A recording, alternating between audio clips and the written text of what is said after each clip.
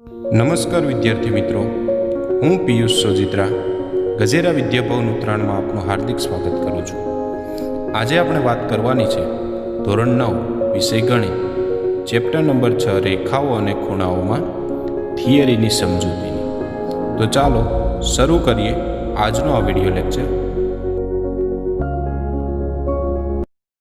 તો વિદ્યાર્થી મિત્રો, ચેપ્ટર 6નું નામ છે રેખાઓ અને ખૂણાઓ। આપણે તેની થિયરીની ચર્ચા કરવાની છે। તો સૌપ્રથમ તો રેખાખંડ એટલે આપણે 5મા ચેપ્ટરમાં જોયું હતું કે રેખાખંડ એક રેખાનો ભાગ છે, બરાબર છે, જેને બે અંત્ય બિંદુ હોય એવું યુક્લિડ અને શાંત રેખા શબ્દ પણ વાપરતા। તો રેખાખંડની વ્યાખ્યા એટલે કે બે અંત્ય બિંદુઓવાળા રેખાના ભાગને રેખાખંડ કહેવાય। ઓકે, કે રેખામાં એક કોઈ ચોક્કસ ભાગ, એક અંશ લઈ લેવામાં આવે તો તેને રેખાખંડ તરીકે બોલવામાં આવે છે। રેખાખંડ એબીનો સંકેત છે કે એબીની ઉપર ખાલી લીટી, ઓકે, બંને બાજુ એરા નહીં આવે। બંને બાજુ એરા આવશે તો એને રેખા કહેવાશે, અને એક બાજુ જો એરો હોય તો તેને કિરણ બોલાશે।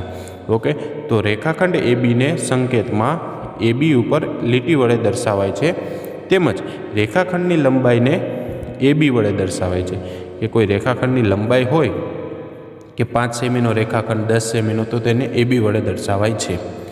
ત્યારબાદ છે કિરણ। તો કિરણ એટલે કે એક જ અંત્ય બિંદુ ધરાવતો રેખાનો એક ભાગ, કે એક અંત્ય બિંદુ એટલે એક બાજુ પોઈન્ટ હોય અને એક બાજુ શું હોય, એરો। તો એક અંત્ય બિંદુ ધરાવતો રેખાનો ભાગ એટલે કિરણ, અને જો બે અંત્ય બિંદુવાળો ભાગ હોય તો રેખાખંડ। ઓકે, ત્યારબાદ વાત કરીએ આગળ કે સમરેખ બિંદુઓ। સમરેખ બિંદુ એટલે કે કોઈ રેખા હોય, રેખા એટલે કે બંને બાજુ એરાવાળી લાઈન। ઓકે, સિમ્પલમાં કહીએ તો જો 3 કે 3થી વધારે બિંદુઓ એક રેખા પર આવેલા હોય, 3 કે 3થી વધારે બિંદુઓ એક રેખા પર આવેલા હોય તો તે બિંદુઓને સમરેખ બિંદુઓ છે તેમ કહી શકાય। ઓકે, અહીં જો આકૃતિમાં તમે જોઈ શકો છો કે ABCD એ ચારેય સમરેખ બિંદુઓ છે અને 3થી વધારે બિંદુઓ છે, તો ABCD એ સમરેખ બિંદુઓ છે તેમ કહી શકાય। બરાબર છે વિદ્યાર્થી મિત્રો। ત્યારબાદ વાત કરીએ અસમરેખ। અસમરેખ એટલે કે 3થી ઓછા બિંદુઓ એટલે કે બે બિંદુઓ થાય કે એક રેખા પર આવેલા ન હોય તો તેને અસમરેખ બિંદુઓ કહેવાય। તો અહીં જુઓ કે C અને D જે અવકાશમાં ગમે તે જગ્યાએ, સમતલમાં ગમે તે જગ્યાએ છે, અને A અને B તે એક રેખા ઉપર આવેલા છે, તો સમરેખ નથી તેમ કહી શકાય। અને બીજી વ્યાખ્યા એવી આપવી હોય કે સમરેખ ન હોય તેવા બિંદુને અસમરેખ બિંદુઓ કહે છે, તો આ વ્યાખ્યા પણ ચાલશે। ત્યારબાદ છે ખૂણો। ખૂણો કે જ્યારે સામાન્ય અંત્ય બિંદુઓવાળા બે કિરણો એટલે કે બંને બાજુવાળા એરા, કે અહીંયા તમે જોઈ શકો છો કે પહેલું છે OA કિરણ છે અને બીજું છે OB કિરણ છે, કે બંનેનું જે અંત્ય બિંદુ છે એ ભેગા થાય ત્યારે ખૂણો બનાવે। ઓકે, બંને અંત્ય બિંદુઓ ભેગા થાય ત્યારે ખૂણો બને। ખૂણાઓના ઘણા બધા પ્રકાર છે, એની ચર્ચા આપણે કરીશું, પણ જ્યારે બે સામાન્ય અંત્ય બિંદુઓ બે કિરણનો ઉદ્ભવ થાય, બરાબર છે, ત્યારે ખૂણો બને। એક જ બિંદુમાંથી બે કિરણો નીકળે તો એક ખૂણો બનાવે। ઓકે, અને ખૂણો અહીં આપણે જોશું તો કે OA અને OB એ ખૂણાની બાજુઓ અથવા ભુજ પણ કહેવાય, ભુજાઓ પણ કહેવાય। ઓકે, કિરણના સામાન્ય અંત્ય બિંદુ એ ખૂણાનું શિરોબિંદુ છે, કે બંનેમાં સામાન્ય અંત્ય બિંદુ કયું છે, અહીં ખૂણો AOB છે તો તેનું સામાન્ય અંત્ય બિંદુ O છે, તો સામાન્ય અંત્ય બિંદુ O એ કિરણ OA અને OB દ્વારા કયો ખૂણો બનાવે છે, તો અહીં ખૂણો AOB બનાવે છે।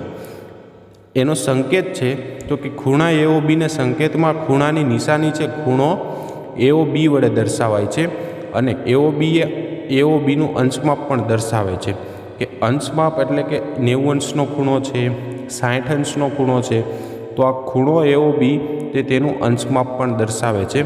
અને અંશમાપવાળા ખૂણા તમે જોયા છે આગળના ધોરણોમાં કે 80 અંશ હોય તો 80ની ઉપર નાનો 0 લખવાનો, એક એની ડિગ્રી છે, એક એનો અંશમાપ છે, એક એની સાઇન છે। ઓકે, તો આપણે એવું જ લખીએ છીએ કે ખૂણો AOB, બરાબર છે, તો એક એનું અંશમાપ દર્શાવે છે। ત્યારબાદ છે ખૂણાઓના પ્રકાર। તો ખૂણાઓના ઘણા બધા પ્રકાર પડે છે, કે પહેલો છે લઘુકોણ, કાટકોણ અને ગુરુકોણ। આ 3 ખૂણાઓના પ્રકાર તમે આગળના ધોરણોમાં જોયા છે, કે લઘુકોણ, કાટકોણ અને ગુરુકોણ. પણ આ વર્ષે 9મા ધોરણમાં તમારે સરળ કોણ, વિપરીત કોણ અને પૂર્ણ કોણ આટલા આપણે જોવાના છે. કયા કયા? તો લઘુકોણ, કાટકોણ, ગુરુકોણ, સરળ કોણ, વિપરીત કોણ અને પૂર્ણ કોણ. ઓકે, ચાલો તો પહેલો છે લઘુકોણ. લઘુકોણ એટલે કે ચીપિયા જેવો આકાર હોય અને જે ખૂણાનું માપ 90 કરતાં નાનું હોય અને 0 કરતાં મોટું હોય. એટલે કે 0 અને 90 વચ્ચે અથવા 90થી નાના ખૂણાને લઘુકોણ કહેવાય. ઓકે, જ્યાં એનું માપ આપ્યું છે 0 લેસ ધેન એટલે 0 કરતાં મોટું અને 90 લેસ ધેન કે x લેસ ધેન 90. ઓકે, કે 90 કરતાં નાનું એટલે કે એક્સનું માપ, ખૂણાનું માપ તે 90 કરતાં નાનું હોય છે. અહીં તેની આકૃતિ આપેલી છે કે ખૂણો એક્સ છે તે લઘુકોણ ખૂણો છે. તે જ રીતે કાટખૂણો કે કાટકોણ કોને કહેવાય? કે જે ખૂણાનું માપ 90 હોય તેને કાટકોણ કહેવાય અથવા કાટખૂણો પણ કહેવામાં આવે છે. અહીં જોઈ શકો છો કે y બરાબર 90 અને મોસ્ટ ઓફ આપણા રૂમની દિવાલો જે બે દિવાલો ભેગી થતી હોય ત્યાં કાટખૂણો જ બનાવે છે. બરાબર છે. તો આ 90નો ખૂણો છે એ બધા પરિચિત જ છીએ અને કઈ રીતે દોરવો એ પણ બધાને ખબર જ છે કે 90 અંશનો ખૂણો એક સીધી લંબ રેખા આવે. બરાબર, તો એક 90નો ખૂણો બને. ત્યારબાદ છે ગુરુકોણ. ગુરુકોણ એટલે કે 90 કરતાં મોટું માપ હોય અને 180 કરતાં નાનું માપ હોય. 90 કરતાં મોટું અને 180 કરતાં નાનું માપ હોય તેને ગુરુકોણ કહેવામાં આવે છે. અહીં જોશો કે પંખીની પાંખ જેવો આકાર બને. જો ચીપિયા જેવો આકાર બને તો લઘુકોણ, સીધી લીટી બને એક્ઝેક્ટ તો કાટકોણ અને ખુલ્લો પંખીની પાંખ ટાઈપનો આકાર બને તો ગુરુકોણ કે 90 less than Z less than 180. બરાબર છે. તો અહીં ગુરુકોણ છે તે ઝેડ એ ગુરુકોણ દર્શાવે છે. ત્યારબાદ સરળ કોણ. સરળ કોણ એટલે કે જે ખૂણાનું માપ 180 અંશ હોય તે ખૂણાને સરળ કોણ. સરળ કોણ એટલે આમ જોવા જઈએ તો એક રેખા જ આવે સીધી. તો જે ખૂણાનું માપ 180 અંશ હોય તેને સરળ કોણ કહેવામાં આવે છે. રેખા પણ સરળ કોણ તરીકે ઓળખવામાં આવે છે જ્યાં s બરાબર 180 થાય. બરાબર છે કે એક સીધી રેખા છે એટલે એને સરળ કોણ તરીકે ઓળખવામાં આવે છે. બરાબર છે કે તમે રેખા ઉપર કોઈ અર્ધવર્તુળ મૂકો તો માપશો તો 0 થી 180 અંશ જ થશે. બરાબર. ત્યારબાદ વિપરીત કોણ છે. વિપરીત કોણ એટલે કે જે ખૂણાનું માપ 180 કરતાં મોટું હોય કે આપણે 180 સુધીના ખૂણા જોયા છે. બરાબર, પણ 180 કરતાં મોટું ને 360 કરતાં નાનું તો તેને આપણે તેનો વિપરીત કોણ કહેશું. ધારો કે 60 અંશનો ખૂણો આપ્યો હોય તો તેનો વિપરીત કોણ કયો થશે? તો કે 360માંથી આપણે 60 બાદ કરીએ એટલે 300 થાય. 5 એવી જ રીતે આપણે બીજો ખૂણો લઈએ 150 તો 150નો વિપરીત કોણ કયો થશે? તો 360માંથી આપણે 150 બાદ કરશું તો 360માંથી 150 બાદ કરીએ તો મળશે લગભગ 200 ને 360 માઇનસ 150 એટલે મળશે આપણને 210. તો તેનો વિપરીત કોણ મળશે 210. ઓકે, તો વિપરીત કોણનું માપ 180 અને 360ની વચ્ચે હોય છે. બરાબર છે. અને એનો આકાર તો લઘુકોણ, ગુરુકોણ, કાટકોણ એવો ગમે તેવો આકાર આવી શકે. કે કાટકોણમાં જે લઘુકોણમાં ધારો કે એક બાજુનો ભાગ 60 છે તો બાકીનો જે ભાગ બચશે તે તેનો વિપરીત કોણ કહેવાશે. ત્યારબાદ છે પૂર્ણ કોણ. પૂર્ણ કોણ એટલે એક આખું પરફેક્ટ વર્તુળ કે જે ખૂણાનું માપ 360 અંશ હોય તેને પૂર્ણ કોણ તરીકે ઓળખવામાં આવે છે. લઘુકોણનું માપ 0 થી 90ની વચ્ચે હોય. કાટકોણ કેટલાનો હોય? તો કે 90 અંશનો હોય. ગુરુકોણ 90 થી 180ની વચ્ચે હોય. સરળ કોણ 180નો હોય. વિપરીત કોણ 180 થી 360નો હોય અને પૂર્ણ કોણ એક્ઝેક્ટ કેટલાનો હોય? તો કે 360નો હોય છે. બરાબર છે. તો આ બાબતને પણ વિદ્યાર્થી મિત્રો આપણે યાદ રાખવાની છે. આ થઈ ખૂણાના 6 પ્રકારોની વાત. હવે અમુક જોડ છે કે પહેલી છે કોટિકોણ. કોટિકોણ એટલે તમને બધાને ખ્યાલ છે, આગળના ધોરણમાં આપણે ભણ્યા જ છીએ કે જે બે ખૂણાનો જોડનો સરવાળો 90 અંશ થતો હોય, જે બે ખૂણાના માપનો સરવાળો 90 અંશ થતો હોય તે બે ખૂણાને એકબીજાના કોટિકોણ કહે છે. બરાબર છે. ત્યારબાદ છે પૂરક કોણ. તો પૂરક કોણ એટલે એમાં સરવાળો 180 થતો હોય. કોટિકોણમાં બે ખૂણાનો સરવાળો 90 થાય અને પૂરક કોણમાં બે ખૂણાનો સરવાળો 180 થાય। અને આ પૂરક કોણ અને કોટિકોણના તમે MCQ ખાલી જગ્યા આગળના ધોરણોમાં ઘણી બધી વખત ભણ્યા છો, બરાબર છે। ત્યારબાદ છે આસન્ન કોણ। આસન્ન કોણ ખાસ સમજવા જેવો છે અને એનો દાખલો પણ વારંવાર આવે છે પરીક્ષામાં કે જે બે ખૂણાનું શિરોબિંદુ એક જ હોય, જે બે ખૂણાનું શિરોબિંદુ એક જ હોય અને એક ભુજ હોય એ સામાન્ય હોય અને એક ભુજ સામાન્ય ન હોય, બરાબર। ફરીથી, જે ખૂણાનું શિરોબિંદુ એક હોય, એક ભુજ સામાન્ય હોય અને એક ભુજ સામાન્ય ન હોય તો જુદી જુદી બાજુએ બે ખૂણાઓ બને તેને આસન્ન કોણો કહેવાય। કે અહીં આપણે જોશું કે ABD અને બીજો છે DBC, તો એમાં કયું સામાન્ય શિરોબિંદુ છે? તો કે B બિંદુ એ સામાન્ય શિરોબિંદુ છે। સામાન્ય ભુજ કઈ છે? કે બંનેમાં BD બાજુ આવે છે તો એ સામાન્ય બાજુ કહેવાય। અને સામાન્ય બાજુ કઈ નથી? તો કે એકમાં AB છે ને એકમાં BC છે, તો એક બાજુ સામાન્ય છે, એક બાજુ સામાન્ય નથી અને બંનેમાં B બિંદુ સરખું છે, તો આ ABD અને CDB એટલે CBD, તો આ બંને આસન્ન કોણો થશે, બરાબર છે। તો આસન્ન કોણો એટલે ફરીથી એક વખત કે એક બિંદુ સામાન્ય હોય, એક ભુજ સામાન્ય હોય ને એક ભુજ કેવું હોય? અલગ અલગ હોય, તો તેને આસન્ન કોણ કહેવાય। ત્યારબાદ વાત કરીએ ખૂણાનો દ્વિભાજક। ખૂણાનો દ્વિભાજક એટલે કે જે કિરણ દ્વારા ખૂણાના બે સરખા ભાગ કરે। દ્વિભાજક, દ્વિ એટલે બે અને ભાજક એટલે ભાગ કરવા, કે બે સરખા ભાગ કરે કે 90 હોય તો 90ના બે સરખા ભાગ 45 થાય, 60 હોય તો તેના બે સરખા ભાગ 30 થાય।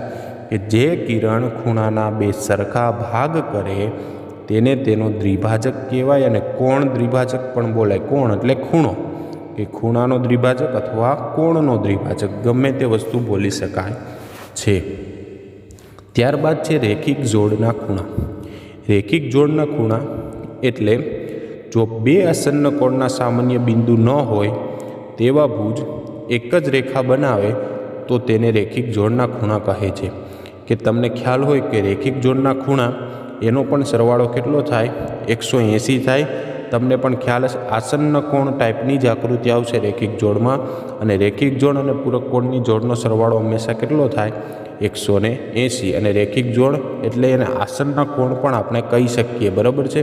અને એ જોડના ખૂણા છે તેને રેખિક જોડના ખૂણા અથવા આસન્ન કોણ પણ આપણે બોલી શકીએ છીએ। ત્યારબાદ છે પરસ્પર છેદતી અને પરસ્પર ન છેદતી રેખાઓ।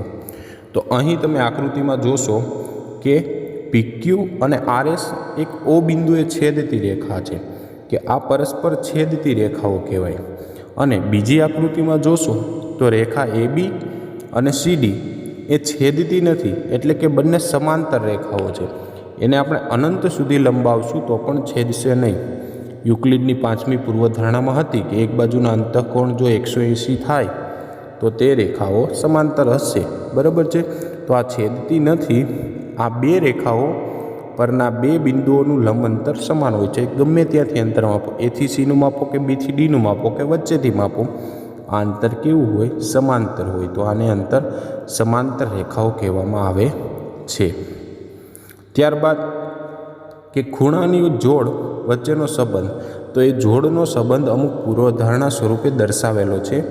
કે પહેલી પૂર્વધારણા 6.1 છે। આ વિધાન યાદ રાખવાનું છે કે જે કિરણનું ઉદ્ભવ બિંદુ રેખા પર હોય, જે કિરણનું ઉદ્ભવ બિંદુ રેખા પર હોય તેવા કિરણ અને રેખાથી બનતા ખૂણાનો સરવાળો 180 થાય।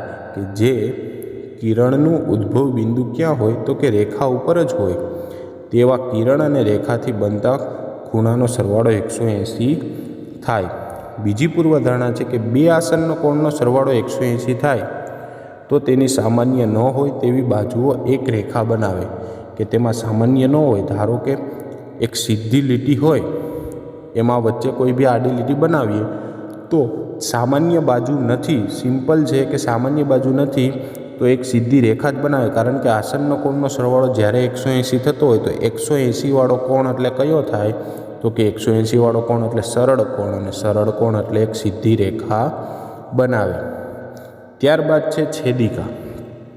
કે બે સમાંતર રેખા હોય અને એની એક છેદિકા હોય તો તમને ખ્યાલ જ છે કે તેનાથી ટોટલ 8 ખૂણાઓ બને, બરાબર।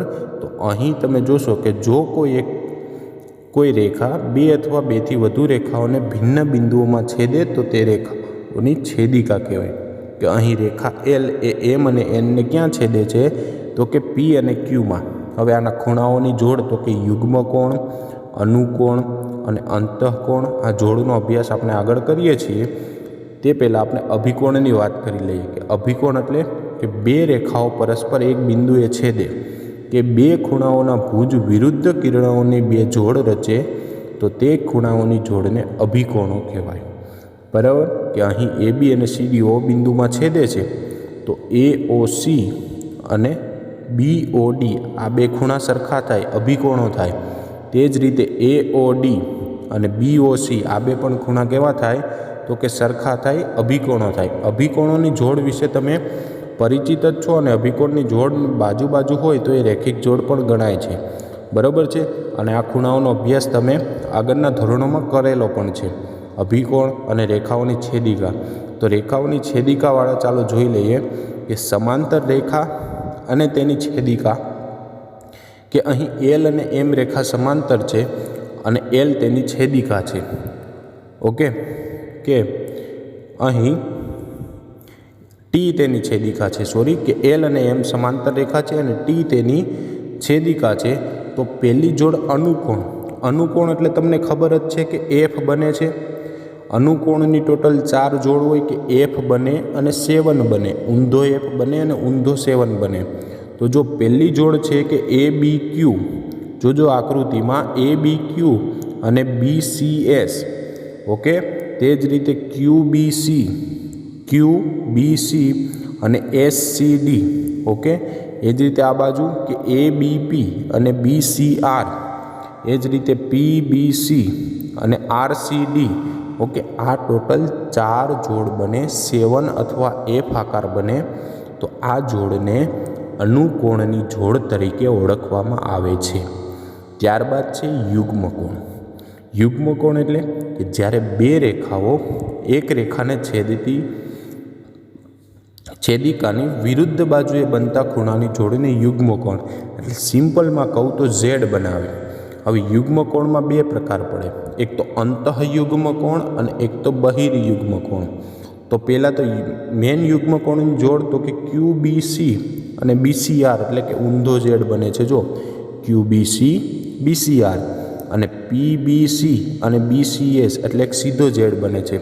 તો અંતઃયુગ્મકોણ એટલે કે અંદર ખૂણો બનાવે, કે અંદર ખૂણો કોણ બનાવે છે કે QBC અને BCR અંદર ખૂણો બનાવે છે। એ જ રીતે આ બાજુ કે PBC અને BCS અંદર ખૂણો બનાવે છે। અને બહિર્યુગ્મકોણ એટલે તો કે ABP અને SCD આમ તો ઝેડ જ બને છે પણ બહાર ખૂણા બને છે કે ABP અને SCD, તો આ બહિર્યુગ્મકોણ કહેવાય। એવી જ રીતે અહીં ABQ અને RCD તો આ પણ બહિર્યુગ્મકોણ કહેવાશે, ઓકે। તો બહિર્યુગ્મકોણની જોડ પણ યાદ રાખવાની છે, દાખલામાં કામ લાગશે। ત્યારબાદ છેદિકાની એક તરફના અંતઃકોણ। તો છેદિકાની એક તરફના અંતઃકોણ આમાં જો દરેક જોડ અનુકોણની જોડ અને યુગ્મકોણની જોડ સમાન હોય કે ABP જેટલું હોય એટલું જ SCD હોય કે એક 90 હોય બીજું 90 થાય, પણ અંતઃકોણમાં કેવું કે બંનેનો સરવાળો 180 થાય કે QBC વત્તા BCS 180 થાય અને PBC વત્તા BCR 180 થાય, બરાબર છે। તો યાદ રાખજો અંતઃકોણની જોડનો સરવાળો 180 થાય અને યુક્લિડની 5મી પૂર્વધારણામાં આપણે આ જોડનો અભ્યાસ કર્યો પણ હતો, બરાબર છે। તો આ અંતઃકોણની જોડ છે, યુગ્મકોણની અને અનુકોણની જોડની આપણે વાત કરી। તો આ જોડમાં છેદિકાની એક જ તરફના અંતઃકોણો અનુક્રમિક અંતઃખૂણા તરીકે પણ ઓળખાય છે, કે અંતઃકોણને અંતઃખૂણા તરીકે પણ ઓળખવામાં આવે છે અને તેને સંબંધિત કોણ અથવા સહઆંતરિક ખૂણા પણ કહેવામાં આવે છે, તેને સંબંધિત કોણ અથવા સહઆંતરિક ખૂણા પણ તરીકે પણ ઓળખવામાં આવે છે। આ શેનું નામ છે તો કે અંતઃકોણને સંબંધિત કોણ પણ કહેવાય અને આંતરિક ખૂણા પણ કહેવાય, સહઆંતરિક ખૂણા, ઓકે। અનુકોણની જોડ એકરૂપ હોય, મેં તમને કીધું એમ કે અનુકોણની જોડ વચ્ચે બરાબરની નિશાની હોય, યુગ્મકોણની જોડ વચ્ચે બરાબરની હોય, પરંતુ અંતઃકોણ વચ્ચે શેની નિશાની હોય? તો કે અંતઃકોણ વચ્ચે 180 સરવાળો થાય, સરવાળાની નિશાની હોય. ઓકે, હવે પૂર્વધારણા 2 જોઈ હતી. 6.3 નંબરની પૂર્વધારણા એવી છે કે છેદિકાને 2 સમાંતર રેખાઓ છેદે તો અનુકોણની જોડ સમાન હોય. હવે આ પૂર્વધારણા ન હોય તો બી યાદ રહી જાય એવું વિધાન છે, અને આ પૂર્વધારણાને અનુકોણની પૂર્વધારણા કહેવાય. એવી જ રીતે 6.4ની પૂર્વધારણા છે કે એક છેદિકાને 2 રેખાઓ છેદે તો અનુકોણની જોડ સમાન હોય તો બંને રેખાઓ પરસ્પર સમાંતર હોય. પહેલું શું છે? જો રેખા સમાંતર હોય તો અનુકોણની જોડ સરખી થાય. બીજું શું છે કે અનુકોણની જોડ સરખી થાય તો રેખાઓ સમાંતર છે. તો એકબીજાની વિરોધી પૂર્વધારણાઓ કહેવાય. એટલે આ પૂર્વધારણાઓ છે તેને પ્રતીપ પૂર્વધારણાઓ તરીકે પણ ઓળખવામાં આવે છે. ઓકે, ચાલો ત્યારબાદ લાસ્ટ થિયરીનો ભાગ છે ત્રિકોણ. કે ત્રિકોણ એટલે કે 3 રેખાખંડો વડે બનતી એક બંધ આકૃતિ, તેને ત્રિકોણ કહેવાય. ત્રિકોણને 3 બાજુ, 3 ખૂણા અને 3 શિરોબિંદુઓ હોય છે. કે અહીં જુઓ તમે તો ત્રિકોણ એબીસીમાં 3 બાજુ AB, BC અને AC, 3 ખૂણા એટલે કે ખૂણો A, ખૂણો B અને ખૂણો C, અને 3 શિરોબિંદુ એટલે કે ABC. આમ ટોટલ 3 ખૂણા, 3 બાજુ અને 3 શિરોબિંદુ હોય છે. પરંતુ ખાસ મોસ્ટ MCQ કે ત્રિકોણને 6 અંગો હોય છે. કયા કયા? તો કે 3 બાજુ અને 3 ખૂણા. ઓકે, ત્રિકોણના અંગો કેટલા? તો કે ત્રિકોણના 6 અંગો હોય છે. ત્યારબાદ છે ત્રિકોણના અંતઃકોણો. ત્રિકોણના અંતઃકોણો એટલે ત્રિકોણની અંદર આવેલા ખૂણાઓને અંતઃકોણો કહેવાય. કે અહીં ABC અંદર આવેલા ખૂણા છે તેને અંતઃકોણ કહેવાય, બહાર આવેલા હોય તેને બહિર્કોણ કહેવાય.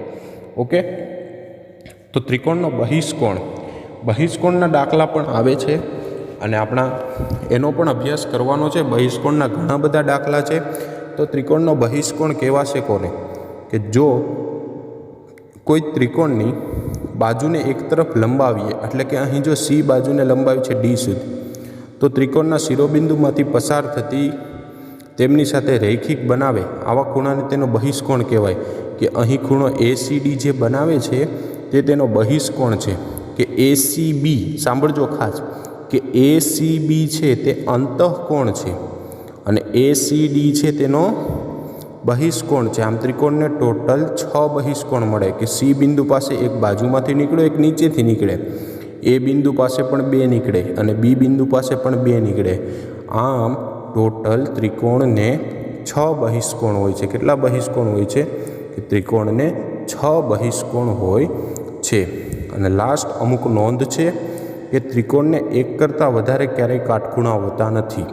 ત્રિકોણને એક જ કાટખૂણો હોય. ત્રિકોણને ક્યારેય એક કરતાં વધારે ગુરુકોણ પણ હોતા નથી. અને કાટકોણ ત્રિકોણમાં જો 2 લઘુકોણોનો સરવાળો 90 જ થાય, કારણ કે કાટકોણ ત્રિકોણમાં એક ખૂણો ખાલી 90 રોકીને બેસી ગયો એટલે બાકીના 2 ખૂણાને 90 સરવાળામાં જ સમજવું પડે. તો બાકીના 2 લઘુકોણોનો સરવાળો 90 જ થાય. અને લાસ્ટ વિધાન છે કે ત્રિકોણના બહિષ્કોણનું માપ અંતઃસમૂહ કોણના સરવાળા જેટલું જ હોય.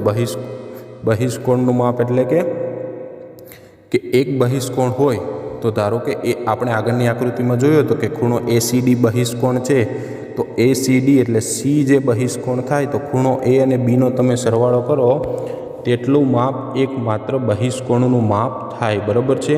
અને આ થિયરી ખાસ વાંચવાની છે અને યાદ રાખવાની છે. પૂર્વધારણાઓ, વ્યાખ્યાઓ, દરેક જોડ. બરાબર છે? થિયરીનો અભ્યાસ કરજો વારંવાર, જેથી તમને ભૂલાય પણ નહીં. બરાબર છે? દાખલાઓમાં ખૂબ જ ઉપયોગી થિયરી છે. જો થિયરીની સમજ હશે તો દાખલાઓ ગણવામાં સરળતા રહેશે. ઓકે વિદ્યાર્થી મિત્રો, થેન્ક યુ. આજે ચાલતી કોરોનાની વૈશ્વિક મહામારીમાં ગજેરા ટ્રસ્ટ દ્વારા જે ઓનલાઈન એજ્યુકેશન પ્રોવાઈડ કરવામાં આવી રહ્યું છે, તો પ્રામાણિકતાથી આ એજ્યુકેશન મેળવો. Thank you.